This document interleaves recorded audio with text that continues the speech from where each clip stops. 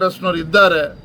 ಇವತ್ತು ಜನ ನೋಡ್ತಾ ಇರ್ತಕ್ಕಂಥದ್ದು, ಮತದಾರರು ನೋಡ್ತಾ ಇರ್ತಕ್ಕಂಥ ನರೇಂದ್ರ ಮೋದಿಜಿಯವರು ಮತ್ತೊಮ್ಮೆ ಪ್ರಧಾನಮಂತ್ರಿ ಆಗಬೇಕು ಅನ್ನೋ ಒಂದು ವಿಚಾರ.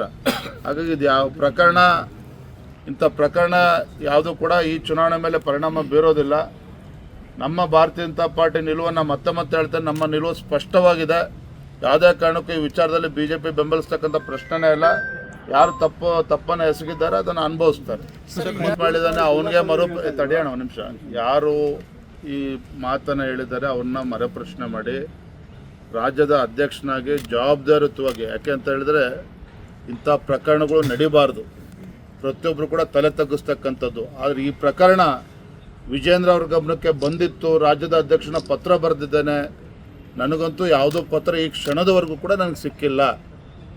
ಜವಾಬ್ದಾರಿಯಿಂದ ಮಾತನ್ನು ಹೇಳ್ತಾ ಇದ್ದಾನೆ.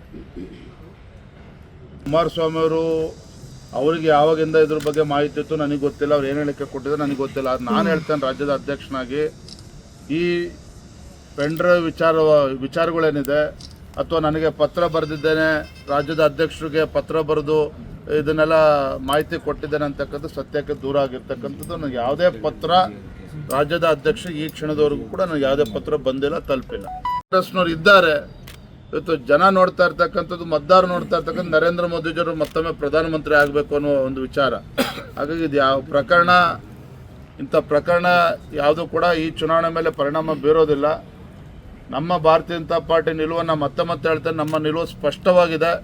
ಯಾವುದೇ ಕಾರಣಕ್ಕೂ ಈ ವಿಚಾರದಲ್ಲಿ BJP ಬೆಂಬಲಿಸ್ತಕ್ಕಂಥ ಪ್ರಶ್ನೆನೇ ಇಲ್ಲ. ಯಾರು ತಪ್ಪನ್ನು ಎಸಗಿದ್ದಾರೆ ಅದನ್ನು ಅನುಭವಿಸ್ತಾರೆ. ಮಾಡಿದ್ದಾನೆ ಅವನಿಗೆ ತಡೆಯೋಣ ಒಂದು ನಿಮಿಷ. ಯಾರು ಈ ಮಾತನ್ನು ಹೇಳಿದ್ದಾರೆ ಅವ್ರನ್ನ ಮರುಪ್ರಶ್ನೆ ಮಾಡಿ ರಾಜ್ಯದ ಅಧ್ಯಕ್ಷನಾಗಿ ಜವಾಬ್ದಾರಿಯುತವಾಗಿ, ಯಾಕೆ ಅಂತ ಹೇಳಿದ್ರೆ ಇಂಥ ಪ್ರಕರಣಗಳು ನಡೀಬಾರ್ದು, ಪ್ರತಿಯೊಬ್ಬರು ಕೂಡ ತಲೆ ತಗ್ಗಿಸ್ತಕ್ಕಂಥದ್ದು. ಆದರೆ ಈ ಪ್ರಕರಣ ವಿಜೇಂದ್ರ ಅವ್ರ ಗಮನಕ್ಕೆ ಬಂದಿತ್ತು. ರಾಜ್ಯದ ಅಧ್ಯಕ್ಷನ ಪತ್ರ ಬರೆದಿದ್ದೇನೆ. ನನಗಂತೂ ಯಾವುದೋ ಪತ್ರ ಈ ಕ್ಷಣದವರೆಗೂ ಕೂಡ ನನಗೆ ಸಿಕ್ಕಿಲ್ಲ. ಜವಾಬ್ದಾರಿಯಿಂದ ಮಾತನ್ನು ಹೇಳ್ತಾ ಇದ್ದಾನೆ. ಕುಮಾರಸ್ವಾಮಿ ಅವರು ಅವರಿಗೆ ಯಾವಾಗಿಂದ ಇದ್ರ ಬಗ್ಗೆ ಮಾಹಿತಿ ಇತ್ತು ನನಗೆ ಗೊತ್ತಿಲ್ಲ. ಅವ್ರು ಏನು ಹೇಳಿಕೆ ಕೊಟ್ಟಿದ್ದಾರೆ ನನಗೆ ಗೊತ್ತಿಲ್ಲ. ಅದು ನಾನು ಹೇಳ್ತೇನೆ, ರಾಜ್ಯದ ಅಧ್ಯಕ್ಷನಾಗಿ ಈ ಪೆಂಡ್ರೈವ್ ವಿಚಾರಗಳೇನಿದೆ ಅಥವಾ ನನಗೆ ಪತ್ರ ಬರೆದಿದ್ದೇನೆ, ರಾಜ್ಯದ ಅಧ್ಯಕ್ಷರಿಗೆ ಪತ್ರ ಬರೆದು ಇದನ್ನೆಲ್ಲ ಮಾಹಿತಿ ಕೊಟ್ಟಿದ್ದೇನೆ ಅಂತಕ್ಕಂಥ ಸತ್ಯಕ್ಕೆ ದೂರ ಆಗಿರ್ತಕ್ಕಂಥದ್ದು. ನನಗೆ ಯಾವುದೇ ಪತ್ರ ರಾಜ್ಯದ ಅಧ್ಯಕ್ಷ ಈ ಕ್ಷಣದವರೆಗೂ ಕೂಡ ನನಗೆ ಯಾವುದೇ ಪತ್ರ ಬಂದಿಲ್ಲ, ತಲುಪಿಲ್ಲ.